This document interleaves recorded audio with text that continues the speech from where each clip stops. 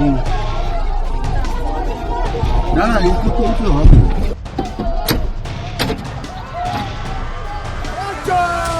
চোর ভাগাও, চোর ভাগাও, সিকিউরিটি দাদা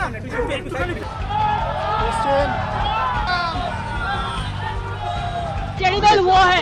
मेरे को गाड़ी में बड़ा बड़ा पत्थर मारा गया, बाहर से एंटी सोशल इतना गाड़ी को अटैक किया। अगर हम गाड़ी का कांच शीशा खुला रखता तो हमारा माथा फट जाता, हम लोग सब मर जाता।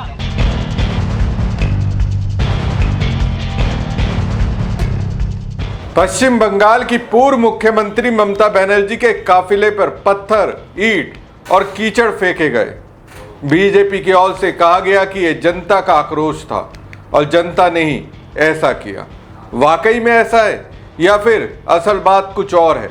बीजेपी किस स्तर तक जाकर झूठ बोलती है? टीएमसी सांसद महुआ मोइत्रा ने इस पूरे मामले से पर्दा उठा दिया।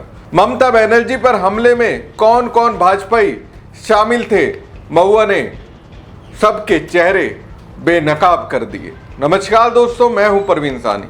दोस्तों, पश्चिम बंगाल में जिस तरह से ममता दीदी की गाड़ी पर हमला किया गया, उससे इस सवाल जरूर उठता है कि बंगाल में कानून व्यवस्था की स्थिति आखिर किस दिशा में जा रही है। यह हमला तब हुआ जब 2-3 दिन पहले ही सुप्रीम कोर्ट ने महुआ मोइत्रा की ओर से खतरा बताए जाने के मामले में टिप्पणी की थी। अगर किसी प्रदेश में पूर्व मुख्यमंत्री भी सुरक्षित नहीं है तो समझना चाहिए कि वहां कानून व्यवस्था की स्थिति कैसी है। शुभेंदु अधिकारी आर पार की लड़ाई चाहते हैं और ऐसा लगता है कि वो तब तक रुकने वाले नहीं हैं जब तक पश्चिम बंगाल को यूपी और असम जैसा बनाने की बात नहीं करने लगते। दोस्तों, अभी 1-2 महीने पहले टीएमसी के प्रमुख नेताओं में से एक अभिषेक बनर्जी पर भी हमला हुआ था। वो बाल बाल बचे थे और अब ममता बनर्जी पर हमला हुआ है। लेकिन बीजेपी का वही रटा रटाया तर्क है, जनता में आक्रोश है। अगर ऐसा है तो मैं बीजेपी वालों से पूछना चाहता हूं कि करीब 2 करोड़ लोगों ने टीएमसी को वोट क्यों दिया? ये लोग कौन हैं? अगर जनता में इतनी ही नाराजगी होती तो विधानसभा चुनाव में टीएमसी को बीजेपी को टक्कर देने लायक वोट मिलते ही नहीं। दोस्तों, अब अगर बीजेपी से जनता का आक्रोश कहती है तो सवाल यह है कि क्या ये वाकई में जनता का आक्रोश है या फिर किसी को डराने की कोशिश? पॉलिटिक्स के एक्सट्रीम लेवल पर पहुंचकर ऐसा माहौल बना देना कि अब सामने आकर कोई राजनीतिक लड़ाई ही ना लड़े। क्या ये उसी दिशा में बढ़ता हुआ कदम है? ऐसा नहीं है कि इससे ममता बनर्जी डर गई होंगी, बिल्कुल नहीं। लेकिन पूर्व मुख्यमंत्री ममता बनर्जी पर इस तरीके का हमला टीएमसी के कैडर और समर्थकों को डराने की कोशिश जरूर माना जा सकता है।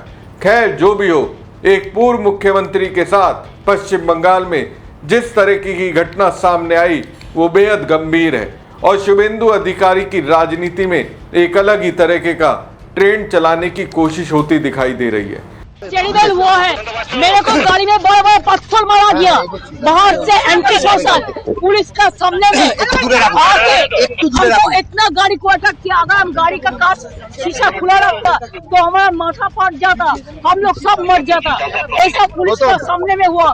हम कभी ऐसा हमला नहीं देखा। क्या कर रहे हैं? इतना पुलिस बीजेपी को प्रोटेक्शन दे रहा है।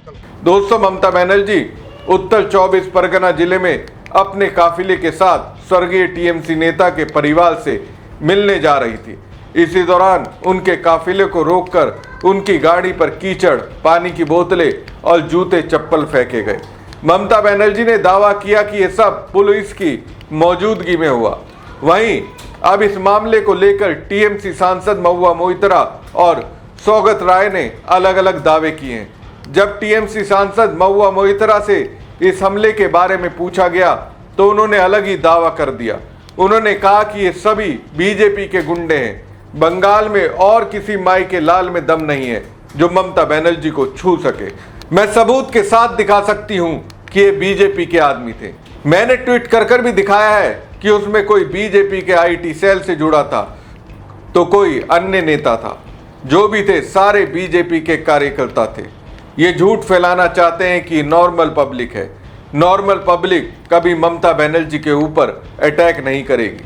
दोस्तों, महुआ मोइत्रा ने जो पोस्ट किया उसमें पहली तस्वीर में हली शहर के 9 नंबर वार्ड के बीजेपी नेता अरिंदम डे हैं और दूसरी तस्वीर में बीजेपी एसटी मोर्चा के राज्य सचिव आनंद बेसरा है।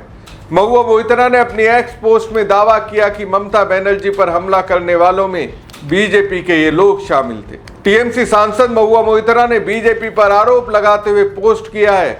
उन्होंने कहा कि आज ममता बनर्जी जब पुलिस हिरासत में मारे गए एक कार्यकर्ता के घर जा रही थी तो उनके साथ 2 सांसद भी थे।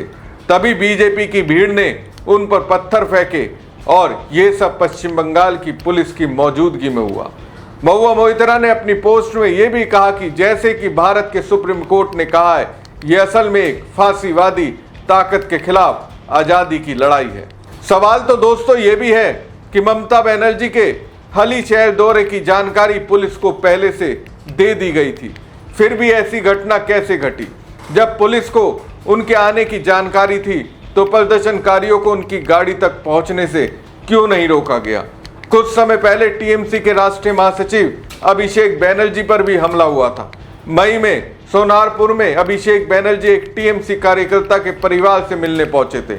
ये कार्यकर्ता चुनाव के बाद हुई हिंसा में कथित तौर पर घायल हुआ था। अभिषेक की गाड़ी से बाहर निकलते ही वहां मौजूद भीड़ ने चोर चोर के नारे लगाए थे। रिपोर्ट के अनुसार भीड़ की ओर से अंडे और पत्थर फेंके गए। अभिषेक बनर्जी के साथ धक्का मुक्की और मारपीट भी हुई। सुरक्षा कर्मियों ने उन्हें वहां से बाहर निकाला था। अभिषेक बनर्जी पर हुए हमले के बाद ममता बनर्जी ने बीजेपी और शुभेंदु अधिकारी पर गंभीर आरोप लगाए थे। उन्होंने आरोप लगाया था कि अभिषेक के इलाज को प्रभावित करने के लिए अस्पतालों और डॉक्टरों पर दबाव बनाया गया। उस हमले में अभिषेक के चेहरे, पीठ, छाती और गर्दन पर चोटें आई थी। तब ममता ने दावा किया था कि अभिषेक को कुछ समय के लिए आईसीयू में निगरानी में रखा गया था। उन्होंने ये भी कहा था कि अगर अभिषेक ने हेलमेट नहीं पहना होता तो उनकी जान जा सकती थी। अभिषेक बनर्जी पर हमले के बाद पार्टी के एक और सांसद कल्याण बनर्जी पर भी हमला हुआ था। हुगली जिले के चांडीतला पुलिस स्टेशन के पास कल्याण बनर्जी पर हमला किया गया। वो पोस्ट पोल हिंसा के मामले में एक ज्ञापन देने जा रहे थे।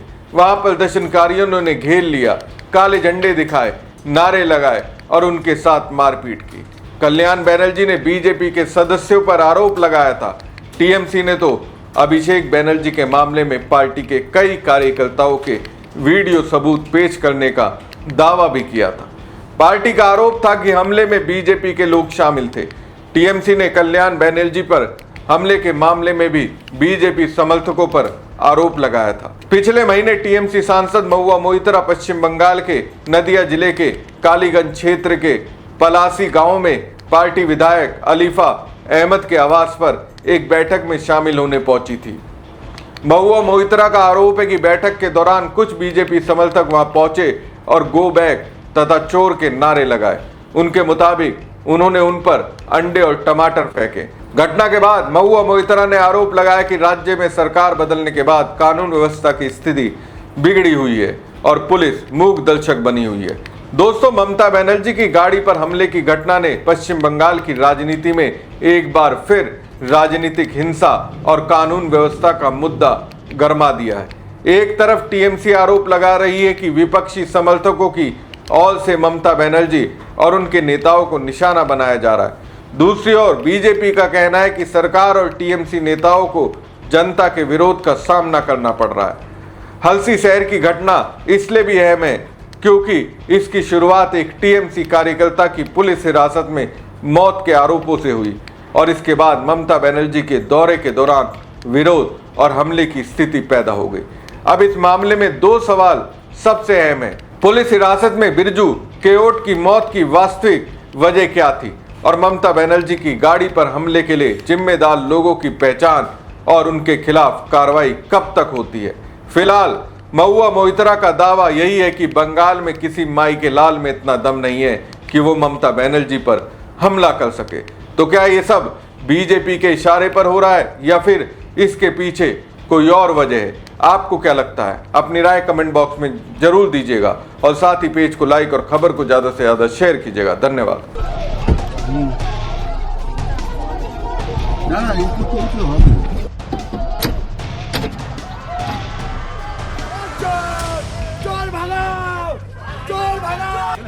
সিকিউরিটি দাদা